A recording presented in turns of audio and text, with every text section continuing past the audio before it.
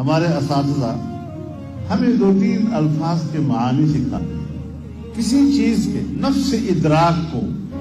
علم کہتے ہیں، لیکن کسی چیز کے ادراک کے پیچھے جو علت کار فرما ہوتی ہے، جب ہم اس علت کو سمجھتے ہیں اس کو فقہ کہتے ہیں. اور جب ہمیں کسی چیز کا نفس ادراک بھی ہو جائے اور اس کے پیچھے جو علت ہے اس کا ادراک بھی ہو جائے تو پھر اس علم کو پبلک کے سامنے رکھنا،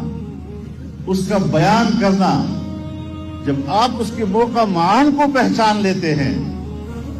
تو اس کو پھر حکمت کہتے ہیں. تو جب انسان کے اندر علم بھی ہو، انسان کے اندر فقہ بھی ہو اور انسان کے اندر حکمت بھی ہو، تو جس میں یہ 3 چیزیں جمع ہو جاتی ہیں پھر اس کو عالم ربانی کہتے ہیں.